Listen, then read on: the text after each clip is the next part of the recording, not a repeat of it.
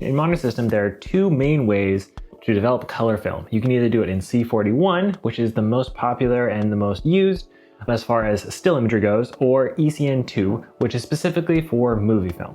For the last year or so, I've been shooting a lot of Kodak Vision3 500T, which I buy in these tins, either buying like 100-foot rolls off of eBay, or I get the 400-foot new and kind of go with that. And then I re-roll it onto my own film spools, which is a really nerdy and really like weird way to try to save money, but cheap and nerdy are two things that really, those are two words that describe me really well. But recently I got to go to Sicily and Italy, and being as the most famous thing to an American, at least, about Sicily is The Godfather.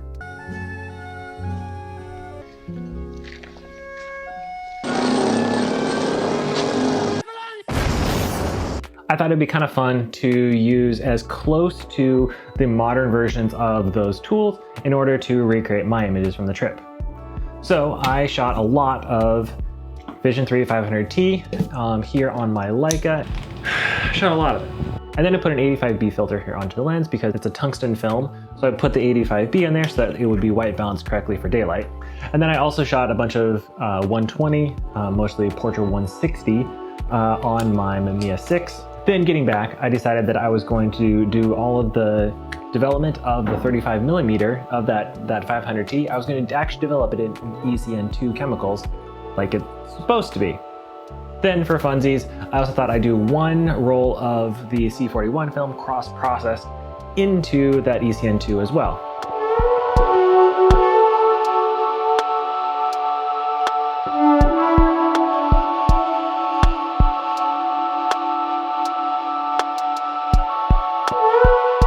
I'll put one quick note on developing those. I've done a lot of black and white. I've done a lot of C-41 and then using ECN-2 for the first time. It's a little bit more complicated, but not that much more. I think there was a total of 5 different baths I had to work with, and that might have just been this kit. It had a few more steps, but overall, it wasn't any trickier than the version, than like doing in C-41 is.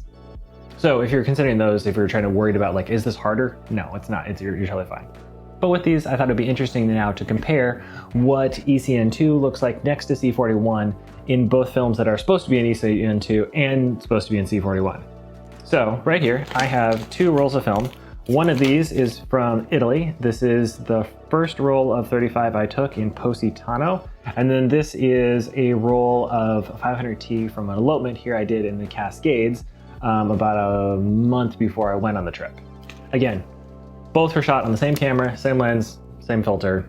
I'm not exactly like the most scientific person, but I'm trying to be as scientific as I possibly can.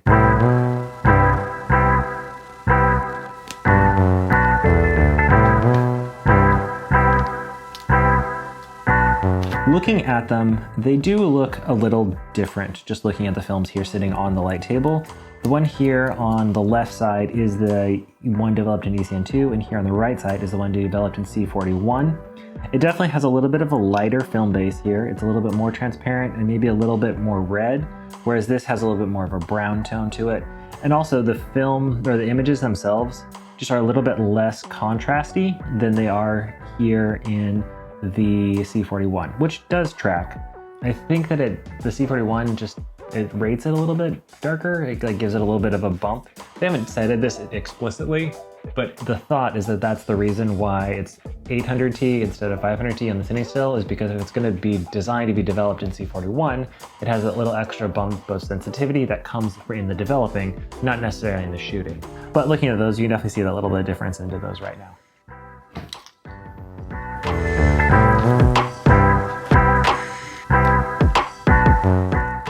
Alright, so now I'm going to put out here, and these are the 2 rolls of Portra 160, and the one here on the left, this was developed in ECN-2, whereas this here on the right was developed in C-41. And similar, you can kind of see that same balance. The film base here is a little bit more on a pink side, whereas the C-41 is a little bit browner. I would also say that the photos are definitely less contrasty here than they are in the C-41, which does track with our understanding of what those films would look like. So I'm going to put these out here. We can see them really nice and close. And once again, we have ECN-2 film developed in ECN-2, ECN-2 developed in C-41, C-41 film developed in ECN-2, and C-41 film developed in C-41. Now that I have these all laid out, let's get them scanned up and look at the differences in the computer.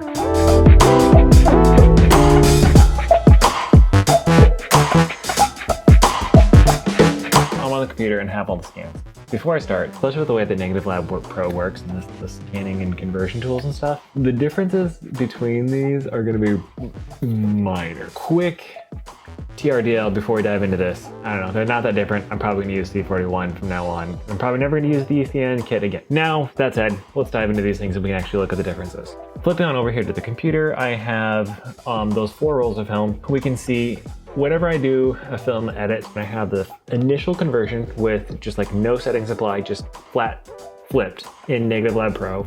Then I have a version where I did a bunch of work in Negative Lab Pro. And then I have the finalized one that is something that after I've like put it through a bunch of steps in Photoshop. I'm in the process of making a YouTube video that explains all my editing processes. And if you're watching this not when it first came out, then it's up there. And if it's not, well, stay tuned because that video will come out someday.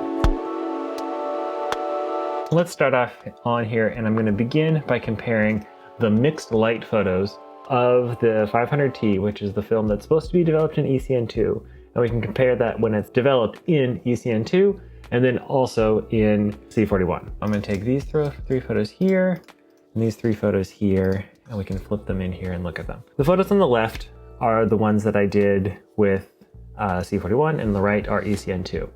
Right off the bat, that photo there of the tree right here in the middle, that's the initial scanning of that C-41, and it's such a flat image. Like, that's kind of what you want. Like, I mean, look up here in those highs, there's plenty of detail up there on even where the sun is hitting the top of the trees.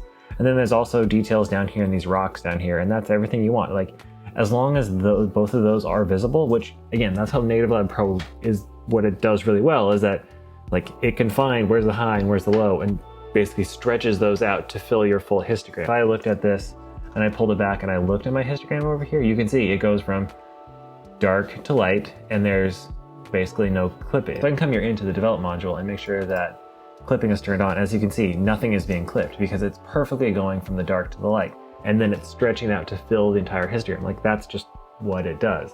I'm gonna go back into the library module and go back to look at all of those. And we can kind of see how through the edit of this, how that histogram is gonna change. So I'm going here from the pure conversion to the edited conversion, all the way to the final edit.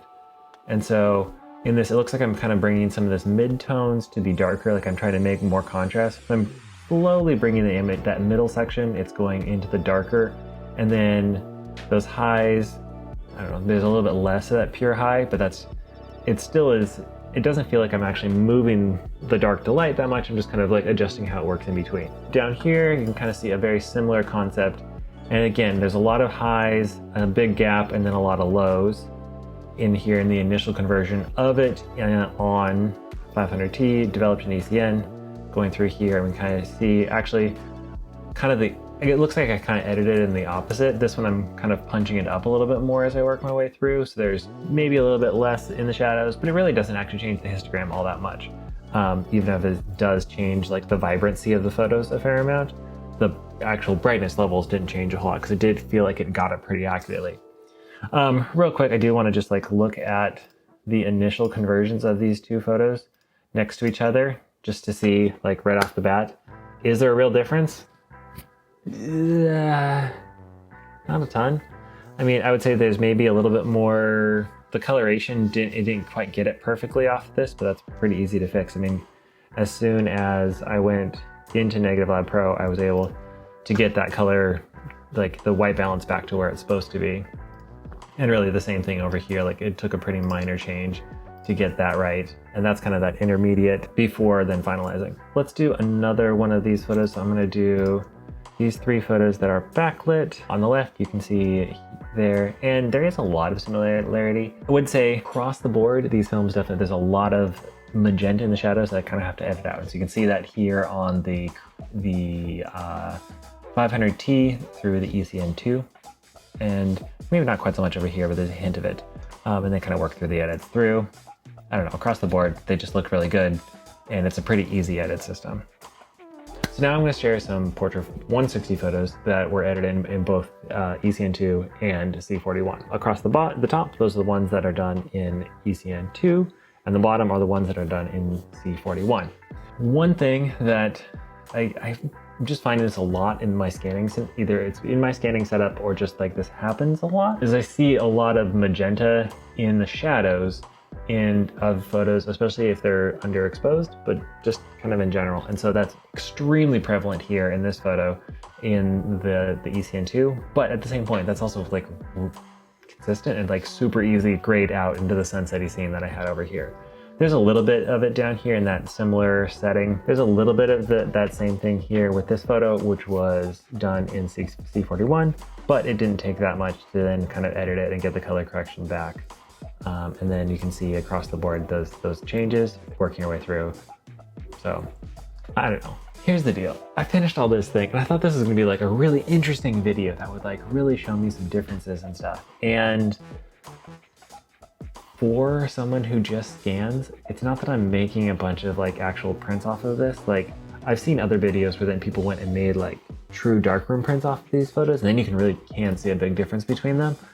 But as a person who just scans and then does stuff with it digitally, I don't know, I really don't think I'm ever probably going to use this ECN2 kits again, just because at this point the difference feels pretty negligible for just having to have two different systems, when honestly I think that the 500T, when it looks really great when it's done in C41 and it's bold and it does give me that little bit of like an exposure bump from the development process, I don't know, I just kind of don't see myself using those ECN2 chemicals again anytime soon.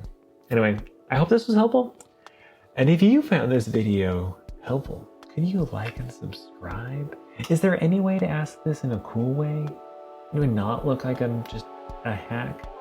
I don't know, but please